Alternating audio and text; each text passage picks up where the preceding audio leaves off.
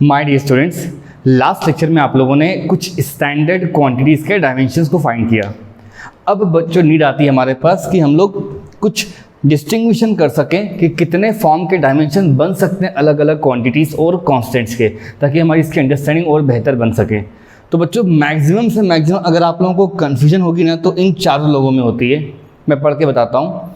Dimensional quantity, dimensionless quantity, dimensional constant और dimensionless constant.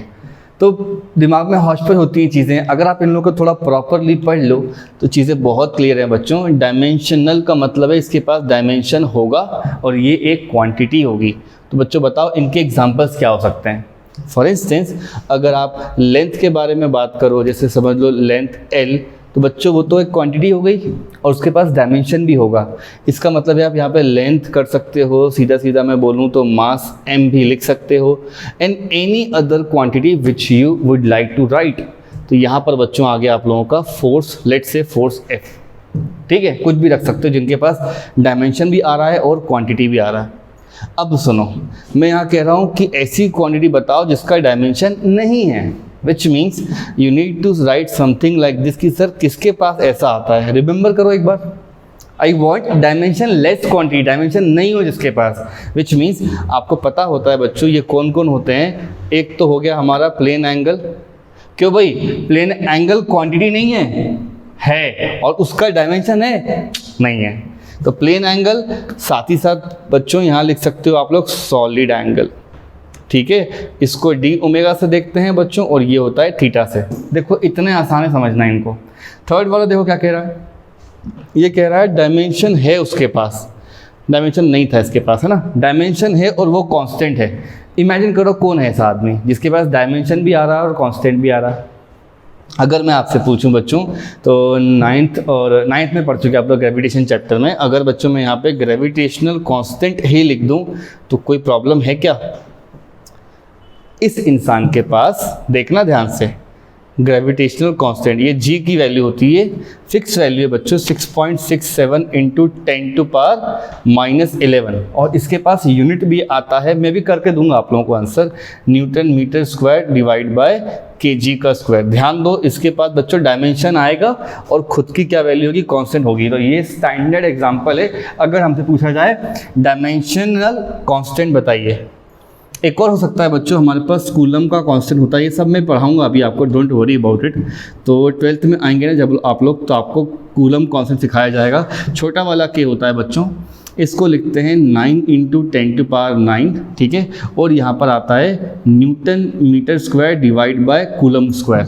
Don't worry मैं करके दूंगा सब चीज़ें, ये दो देखो। And there can be many more जिनके पास खुद की एक स्टैंडर्ड वैल्यू रही होगी और उसके साथ साथ उनका एक कॉन्स्टेंट नंबर आ रहा है। लास्ट वाले को देखो जरा क्या बोल रहा है वो, इसके पास बच्चों देखो डायमेंशन भी नहीं है, डायमेंशन लेस कांस्टेंट। ऐसी क्या चीज़ पड़ी है आपने जिसके पास डायमेंशन नहीं आते और उसकी वैल्यू फिक्स्ड है। बताता हूँ मैं, पाई के बारे में सुना है, कांस्टेंट वैल्यू है और कोई यूनिट नहीं है। आपको एक्सपोनेंट फंक्शन पढ़ाएंगे तो ई वर्ड सुना है बच्चों, एक्सपोनेंट, है ना। ई की वैल्यू 2.71 होती है लेकिन कोई यूनिट नहीं है इसकी। So these are the two standard examples. जब टीचर पूछे आपसे डायमेंशन लेस कांस्टेंट बता भाई, डायमेंशनल कांस्टेंट सबसे इंपॉर्टेंट बच्चों ये दोनों आएंगे। ऐसे और 4-5 और होंगे, I will do it in the next page, but अभी चारों के चारों को दिमाग में ग्रास्प कर लो, एज इट इज़ नोट्स बना लो। वहाँ लिखा हुआ है डायमेंशनल क्वांटिटी सबसे ईजीएस्ट है, ये तो लेंथ मास टाइम लेंथ सब कुछ आ जाएगा इसके अंदर। तो ये लिखा है डायमेंशन लेस क्वांटिटी, आपको पता है plane angle solid angle, those are the supplementary quantities, मतलब आ रही हैं वो क्वांटिटीज़ के अंदर। और बच्चों वो लोग क्या हैं, they do not carry any sort of dimensions. तो मैंने यहाँ ऑलरेडी मेंशन करके रखा है बच्चों, यहाँ पर डायमेंशन क्या है, नहीं है। और बाकी दोनों भी क्लियर है। इसको वीडियो पॉज कर लो, नोट कर लो, अपन आगे बढ़ना है, ठीक है। चलो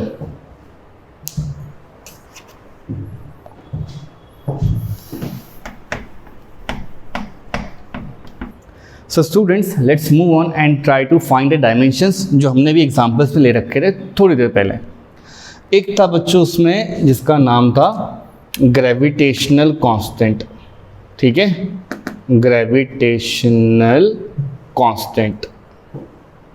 नाइन्थ क्लास में इसका थोड़ा बहुत बताया जाता है बच्चों, इसके बारे में पूरा का पूरा चैप्टर है अपन को 11th में। मैंने जैसे बताया था आपको कि कुछ चीज़ें आप बाद में पढ़ेंगे लेकिन इस्तेमाल उनको यहाँ करेंगे जस्ट फॉर्मूला वाइज, ठीक है। तो इसकी वैल्यू होती है बच्चों 6.67। इसको याद करने का अभी कोई भी नीड नहीं है, बस इसके एंडिंग पे फोकस करो। ये हो जाता है newton metre square divide by KG square. अब ये चीज़ भी कहाँ से आ रही है वो ध्यान में होना चाहिए ना हमारे। तो एक फार्मूला होता है बच्चों 9th क्लास में, इसे बोलते हैं न्यूटन्स लॉ ऑफ ग्रेविटेशन, और आप लोगों को याद भी होगा बच्चों। इसको लिखते हो आप लोग जी पहला मास दूसरा मास होल डिवाइड बाय उनके बीच में जो सेपरेशन है उसका स्क्वायर।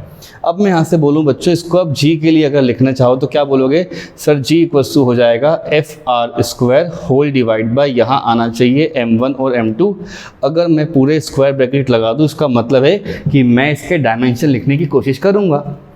तो न्यूमरेटर में क्या आ जाएगा बच्चों, एक बार सोच के देखो। फोर्स के लिए मैं लिख सकता हूँ MLT-2। मैंने फोर्स पढ़ाते वक्त आपसे कहा था कि इसको मेमोरी में रख लो, बार बार इस्तेमाल होगा। R इज़ अ डिस्टेंस और a separation, so you need to write कि सर R ये L का स्क्वायर हो जाएगा R की जगह पे, ठीक है। और नीचे बच्चों एक मास है दो मास है, तो चाहो तो ये कर लो और ये कर लो और एक मास से ऊपर वाले को उड़ा दो, जाओ भाई। अब इसको ढंग से लिख लो, वही आपका आंसर होगा।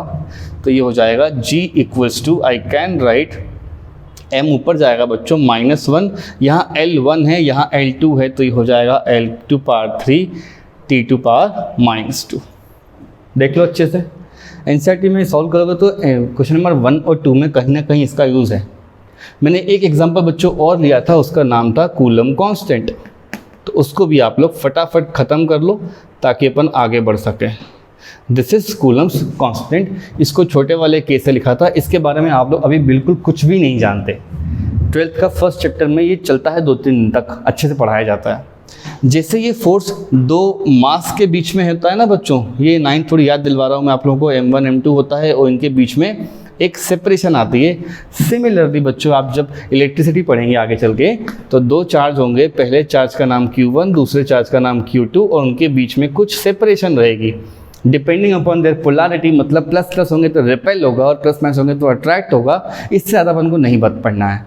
तो आप बोल सकते हो सर इन दोनों के बीच में ना एक फोर्स होगा जो रिपेल करेगा, and that force will follow that criteria. वहाँ G लिखा है तो यहाँ पे आप K लिखोगे, वहाँ मास लिखा है तो यहाँ पर आप चार्जेस लिखोगे Q1 Q2, और बच्चों वही सेपरेशन कर देना। अब मैं आपसे कहता हूँ बच्चों, इसको K के फॉर्म में आप लोग लिख डालिए तो हो जाएगा FR square divide bye Q1 और Q2, और दोनों के आसपास स्क्वायर ब्रैकेट लगा दो। मैंने कई बार बोला है आपसे स्क्वायर लगाने का क्या मतलब होता है प्यारे बच्चों, हम लोग इसके डायमेंशन ट्राई करेंगे, ठीक है। तो F का मतलब हो जाता है MLT-2, और R स्क्वायर को आप लिख लो यहाँ पे L का 2, और Q1 Q2 लिखा है। मतलब अगर आप पेजेस टर्न करोगे और वीडियोस पीछे जाके देखोगे तो मिलेगा आपको चार्ज की वैल्यू बच्चों ऐसे बताई जाती है, अलग से लिख देता हूँ मैं। चार्ज का बच्चों होता है A इंटू टी, A आ रहा है बच्चों करंट से, और T I इंटू टी लिखा है बेसिकली है। तो दो है मेरे पास, तो व्हाट आई डू, मैं AT लिख करके उसके ऊपर स्क्वायर मार दूंगा। ये भाई सब ऊपर जाएंगे तो -2 करा लेंगे अपना। अब आप मैं कहता हूँ इसको ढंग से लिख लीजिए, ठीक है। ढंग से लिखने का मतलब रफ लैंग्वेज नहीं यूज़ कर रहा हूँ, तो इसका प्रॉपरली इसको इस्तेमाल लिख लोगे तो क्या हो जाएगा, ये हो जाएगा M, और L1 L2 है, एक L यहाँ पर है तो कितना हो जाएगा बच्चों, L3 हो जाएगा, ठीक है। ये T है, पार्ट 2 है, ऊपर जाएगा -2 होगा, और एक -2 ऑलरेडी बैठा है तो कितना हो गया -4, और एम्पियर को भी ऊपर भेज दोगे तो हो जाएगा बच्चों e⁻²। मैं कभी नहीं बोलूँगा इसको आप लोग याद करके दो, मैं हमेशा यही बोलूँगा बच्चों, इसको आप लोग सिर्फ और सिर्फ ये फॉर्मूला याद रखो। If you know the formula then it becomes almost the end, कि आप आंसर निकाल सकते हो। फॉर्मूला पता है हम कर लेंगे, फॉर्मूला नहीं पता है तो बहुत मुश्किल है कि कहीं कुछ से करके आंसर मिल जाए। देखो ना, हमको ये पता था, हमने इसको सॉल्व कर लिया। There can be a case जहाँ पे K किसी और फॉर्मूले में भी लग रहा होगा ऐसा। यहाँ पर बच्चों जो G दिख रहा है ना, ये इस वाले फॉर्मूले से ही पढ़ाया जाता है। छोटा वाला G इक्वल्स टू होता है GM/R स्क्वायर, तो वहाँ से भी निकल सकता है। सिमिलरली ऐसा नहीं कि एक फार्मूला सर ने बोल दिया तो वही तकिया कलाम लेके चलना और वही पूछना है। नहीं बच्चों, मुझे तो केवल सोल्यूशन लाना है ना। And as a initial lectures of class 11 I suggest कि मैं वो चीज़ यूज़ करूँ जो आप 9th में पढ़ कर आए हो, क्योंकि 9th क्लास ही बड़े वर्जन में 11th बनती है। I am not going to teach something which is not, you are not aware of this, और उसके बाद इसी से 12th में पढ़ो आप लोग। ऑलराइट, तो यहाँ तक का नोट कर लो, अपन आगे बढ़ रहे हैं। हमने ये 2 इंपॉर्टेंट देख लिए हैं, एक और थोड़ा इससे रिलेट करने वाला इंसान है, उसको मैं बता दूँ तो आपका काम बहुत आसान हो जाएगा। ठीक है, राइट साइड ये लेफ्ट वाला रब कर रहा हूँ बच्चों में, है ना। वीडियो वगैरह पॉज करके ना नोट कर लिया करो, सबसे बेस्ट वही काम होता है अपना। ठीक, तो देखो जब आप लोग बच्चों ये कूलम कांस्टेंट पढ़ रहे होगे ना, तो इसके साथ साथ एक क्वांटिटी पढ़ाई जाती है जिसके बारे में आप लोग बिल्कुल ही अनअवेयर हो। उसका नाम होता है बच्चों परमिटिविटी। क्या नाम होता है उसका? परमिटिविटी। ठीक है, परमिटिविटी ऑफ, यहाँ लिख देता हूँ मैं फ्री स्पेस। फ्री स्पेस का मतलब अभी के लिए आप वैक्यूम बोलेंगे। ठीक है, क्या बोलोगे बच्चों? सर वैक्यूम की बात कर रहे हैं। एक फॉर्मूला चलता है 12th क्लास में, छोटा वाला के होता है 1/4 पाई एप्सिलॉन नॉट। मेरे कहने का ये मतलब है, ये जो छोटा वाला के है वो कूलम्स कांस्टेंट है, और ये जो परमिटिविटी दिख रही है ना बच्चों, ये एप्सिलॉन नॉट ये होता है। ई को थोड़ा टेढ़ा बनाएंगे और नीचे नॉट लिख देंगे। नॉट का मतलब होता है खाली, वॉइड, कुछ नहीं, फ्री स्पेस, वैक्यूम, वहाँ वो डिनोट कर रहा होता है। अगर मैं इसके आसपास बच्चों एक स्क्वायर ब्रैकेट लगा दूँ तो आप बोलोगे सर 4 पाई का आप क्या करोगे? तो मैं कहूँगा बच्चों मेरा ये डिसएडवांटेज है इस चैप्टर का, that you can not study the constants और you can not find out the constants using the study of dimensions, which means as soon as apply square brackets, ये कुछ ऐसा हो जाएगा बच्चों, के जो डायमेंशन होंगे वो 1/ε0 के होंगे, and the reverse is also true, ये हो जाएगा 1/k। तो अगर मैं बोलूं बच्चों के सर ने बता दिया है इसको पलट करके लिख दो, तो वो आपका यहाँ आंसर आ जाएगा। तो इसको ऐसे लिख सकते हो, सर इसके हो जाएंगे के इन्वर्स करके, तो उनको पलटा के बोलो, m हो जाएगा -1, l हो जाएगा -3, t हो जाएगा 4 और a हो जाएगा 2। चाहो तो बीच में एक और लाइन ऐड कर सकते हो, पहले इनको डिनोमिनेटर में लिख सकते हो फिर ऊपर ला सकते हो, you are allowed to do that also. But जब कभी ये पढ़ा रहा हो टीचर ना, तो उसको एक और बहुत बढ़ा लेने दिया करो। मैं मानता हूँ 12th में आएगा ये पूरा, लेकिन अभी जो शीट सॉल्व करोगे ना जेईई और नीट की, वहाँ रखा रहेगा, फिर बोलोगे यार ये तो पढ़ाते ही नहीं टीचर्स हमको। तो ऐसा मत सोचा करो, हम लोग भी जानते हैं कि ये चैप्टर है ही ऐसा बच्चों, नाटक करके रखा है चैप्टर ने, नाम बस लेगा 12th 11 के टॉपिक का और यहाँ पे उसको यूज़ करना है। जितना इजीली उसको इस्तेमाल कर सकते हैं, we try to give that to you people. Okay, if then also you are having some doubt बच्चों कमेंट्स में लिख दिया करो, I will try my best to satisfy all the doubts. Okay, यहाँ तक का नोट कर लो, अपन आगे बढ़ रहे हैं। चलो मैं रब कर रहा हूँ बच्चों दोनों साइड का, है ना, नोट कर लो। ठीक है, so students let's take up this problem. कहता है ये इन अ गैस इक्वेशन, ये है P + A/V का स्क्वायर। तो ध्यान देना ये क्या कहता है, ये ना बच्चों वॉन्डर वॉल का इक्वेशन है ये बेसिकली। P + A/V का स्क्वायर 1 मोल के लिए, V - B बराबर कितना लिखा हुआ यहाँ पे RT। तो इसको कंपेयर कर लो आप आइडियल गैस इक्वेशन से, तो क्या हो जाता है PV बराबर कितना होता है nRT। अगर मैं n को 1 कर दूंगा तो ये हो जाएगा PV इक्वल्स, ये हो जाएगा सीधा बच्चों R × T। और जैसे मैंने आपको बताया था कि मास होगा तो उसको मास से ही ऐड या सब्ट्रैक्ट करेंगे, वेलोसिटी होगा तो वेलोसिटी से ही, वॉल्यूम होगा तो वॉल्यूम से ही। तो मतलब क्या है कहने का, वंडर वॉल ने P+ यहाँ लिखा हुआ है A/V का स्क्वायर और ये हो जाएगा V - V।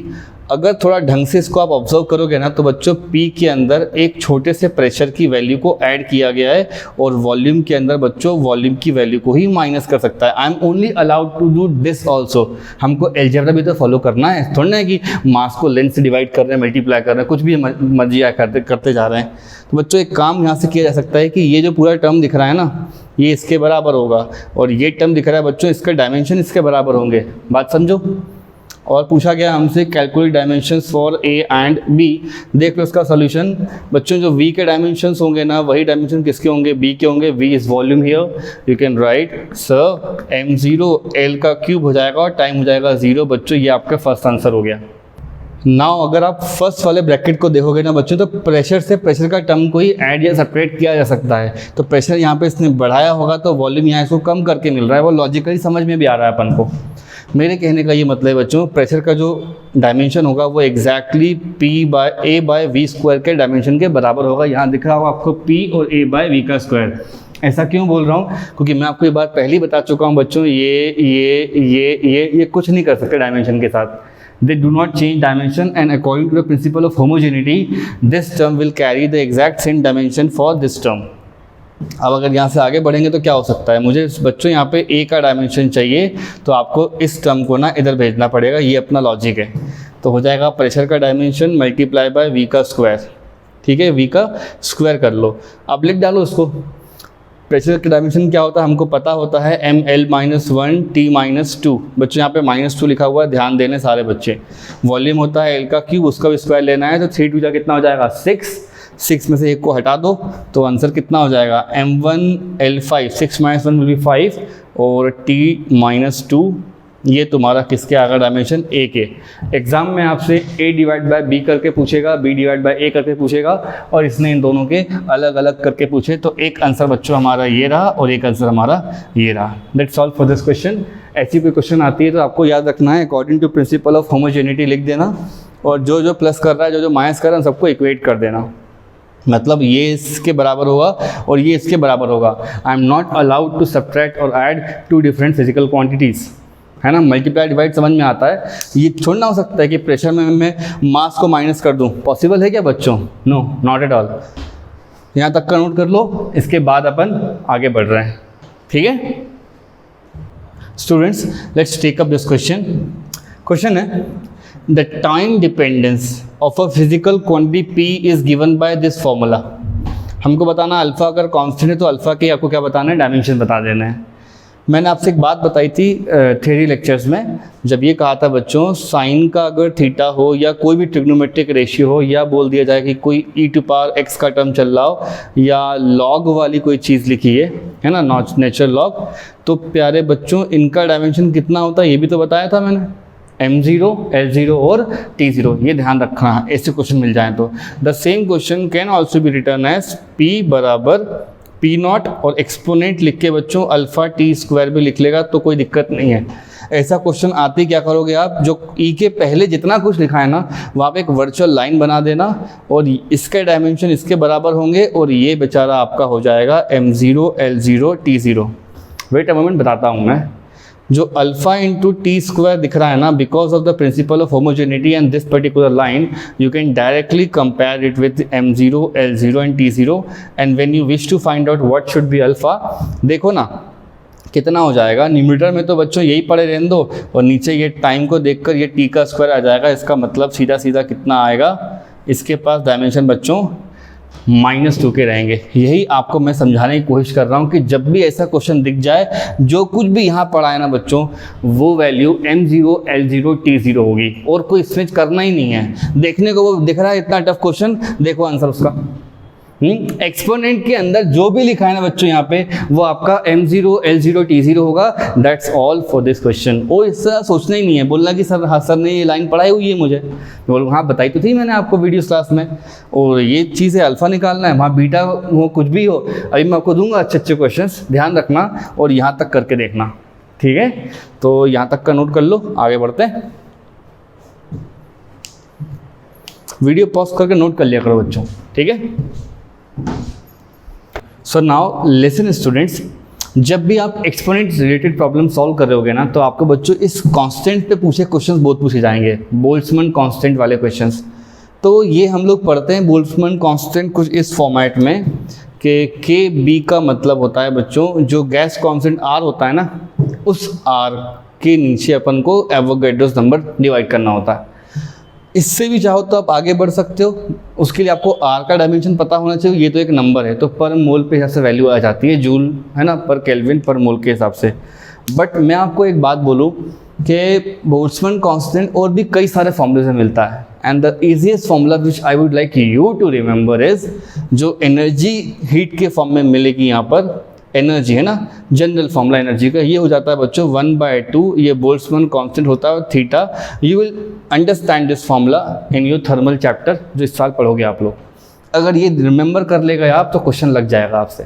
कैसे, देखो थीटा यहाँ पे बच्चों टेम्परेचर का टर्म है, मैं लिख देता हूँ यहाँ पे थीटा टेम्परेचर का टर्म है बच्चों। ये आपके पास एनर्जी का टर्म है, डायमेंशन में इसका कोई रोल तो होता नहीं है, इसका मतलब क्या है कि अगर सर को के बी का मतलब पता होना चाहिए, मतलब डायमेंशन मालूम करना है, तो बच्चों वो हो जाएगा dimension of energy divide by dimension for theta. And everybody knows energy dimension. दुनिया में कोई भी एनर्जी होगी तो मैं उसके बारे में क्या लिखूंगा, mL2T-2, और ये टेम्परेचर है, एंगल नहीं है, तो इसको डायमेंशनलेस मत बोल देना बच्चों। यहाँ पे केल्विन आ जाएगा और यही आपका आंसर होगा आज के बाद, mL2T-2, और केल्विन का हो जाएगा बच्चों इन्वर्स, और यहाँ मैंने लिखा है K ऑफ B। एक बार इसको मेमोरी में रख लो, बिकॉज मैंने जो क्वेश्चन कराया था अभी आपको एक्सपोनेंट वाला, उसी के बेस क्वेश्चन दूंगा अभी, तो वहाँ इस्तेमाल होगा। नोट कर लीजिए इसको, जल्दी से आगे बढ़ रहे हैं अपन लोग। सो students, let's solve one question जहाँ बोल्ट्जमैन कांस्टेंट इस्तेमाल हो रहा है ना। मैंने आपको इसी क्वेश्चन के लिए पहले बोल्ट्जमैन कांस्टेंट सिखाया। ध्यान दो, प्रेशर है बच्चों हमारे पास, द प्रेशर P, ये एक आंसर मिल सकता है इससे। Pressure P varies as P equals to alpha by beta, ये एक्सपोनेंट लिखा हुआ है, negative of alpha Z divide by KB dot theta, where Z is a distance. चलो ठीक है, KB की वैल्यू कांस्टेंट है, बोल्ट्जमैन कांस्टेंट है ऑब्वियसली। थीटा कितना है बच्चों, टेम्परेचर है, अल्फा बीटा कांस्टेंट से फलाना फलाना, और आपको बीटा की वैल्यू पता करनी है। So when you wish to calculate beta, आपको बच्चों एक बात का ये ध्यान रखना है कि क्वेश्चन किस फॉर्मेट में दिया हुआ है। यहाँ लिखा हुआ अल्फा बाय बीटा, एक्सपोनेंट के जस्ट पहले ना ऐसा लिख लिया करो, और e की power minus of alpha Z divide by KB into theta. बच्चों ये ऐसा भी लिख सकता है, दोनों बातें एग्जैक्ट इक्वल चीज़ें बता रही हैं। और राइट साइड में जो राम कहानी है वो है M0L0T0, और लेफ्ट साइड में अगर मैं बोलूँ कि प्रेशर है वो, तो प्रेशर के जो डायमेंशन होंगे बच्चों वो अल्फ़ा डिवाइड बाय बीटा के होते हैं। तो यहाँ पे इसको जानते हो, अगर आपको इसको पता करना है तो कहीं से इसको लेकर आना पड़ेगा ना। सोचो क्या बोल रहे हैं सर, प्रेशर भी न्यू, ओके, बीटा पता करना है तो अल्फ़ा कहीं से मालूम पड़ना चाहिए। तो अल्फ़ा के लिए बच्चों यहाँ पर सॉल्व होगा ये जो टर्म दिख रही है ना आपको, alpha into Z divide by KB into theta, इसका आंसर होता है M0L0 और T0। Never forget exponent function का डायमेंशन ये होता है, डायमेंशनलेस। अब यहाँ मुझे अगर अल्फ़ा का टर्म चाहिए होगा तो मैं क्या करूँगा बच्चों, मैं इन दोनों के डायमेंशन, इसके डायमेंशन सब इधर भेज दूँगा। तो ऑलरेडी वहाँ पर एक इंसान ये लेकर बैठा है, तो उस पर इसका मल्टीप्लाई हो जाएगा, ध्यान दो, तो हो जाएगा सीधा सीधा KB डॉट थीटा और डिवाइड बाय बच्चों Z का हो जाएगा। तो ये टर्म तो बच्चों आपको एक फॉर्मूले मिल जाती है, जो एनर्जी का फॉर्मूला होता है 1/2 KB इंटू थीटा। अगर आपको थोड़ा भी ध्यान होगा तो बच्चों कांस्टेंट का मैं क्या करूँगा, देखो KB इंटू थीटा यहाँ पे एनर्जी बता रहा है, ये ध्यान देना है आपको यहाँ से। तो KB इंटू थीटा बच्चों यहाँ पे एनर्जी है, ये डिस्टेंस का टर्म है, आपका आंसर ही आ गया यहाँ से। तो अल्फ़ा मिल रहा है मुझे, ऊपर का टर्म एनर्जी का होगा तो mL2T-2, और नीचे बच्चों ये Z है तो एक L हो जाएगा। बस सोचो क्या कर रहा है सर ने, इन दोनों को मैंने कलेक्टिवली एनर्जी बुला दिया, और ये Z लिखा हुआ ऊपर डिस्टेंस का टर्म है। तो यहाँ से सॉल्व कर लोगे तो आपको L मिल जाएगा, अल्फ़ा मिल जाएगा mL1T-2। इसको इतना छोड़ दो, बस छोड़ दो, कोई दिक्कत वाली बात नहीं है। ये टर्म बच्चों लेकर के आप यहाँ आओगे तो आपको ये भी मिल जाएगा। I can write the dimensions for beta has to be alpha divide by pressure. Alpha आपने उतनी मेहनत करके निकाला तो हो जाएगा mL1T-2, और प्रेशर का कौन नहीं जानता बच्चों डायमेंशन, फोर्स अपॉन एरिया। चारों साइड में कर लेना, ये आएगा आपका कुछ इस तरह से। तो मास कैंसिल हो जाएंगे, ये कैंसिल हो जाएंगे, इनको मत काट देना भाई, ये इंसान ऊपर जाएगा तो +1 ही बनाएगा। तो आपके आ रहे हैं बीटा के डायमेंशन L1, और 1 कितना हो जाएगा 2, ये ऑप्शन मार्क कर देना। M0L2T0 भी लिख सकते हो। So it was a very good question which may be asked in papers. तो बीटा निकाला मैंने यहाँ से, अल्फ़ा बाय बीटा पूछेगा तो बोलोगे क्या मजाक है सर, वो तो प्रेशर के बराबर ही होगा ना। तो इन दोनों में से कोई एक पूछेगा, अल्फ़ा यहाँ तक आ जाएगा, उसके बाद एक लाइन और सॉल्व होगी, तब जाके आपका बीटा सॉल्व होगा। सो इस पेपर में बच्चों आपसे अल्फ़ा भी पूछा जा सकता है, और सेम क्वेश्चन में be asked to calculate dimensions for beta. यहाँ तक का नोट कर लो, फिर अपन आगे बढ़ते हैं, ठीक है। कुछ डाउट्स रहा करे तो आप लोग कॉमेंट में मुझे बताया करो कि सर आप यहाँ पे आपने ये छोड़ दिया, या फास्ट लगा, या ये चीज़ क्लियर नहीं हुई। Then I will try to communicate with you, और मैं इसको सॉल्व करने की जल्द से जल्द ट्राई करूँगा। ओके, और डाउट सिंपल डाउट तो क्लियर कर दूंगा तुरंत के तुरंत। ठीक है, यहाँ तक का क्लियर है बच्चों? अच्छे से देख लो, इसको नोट कर लो और फिर अपन इससे आगे बढ़ रहे हैं। ओके, चलो।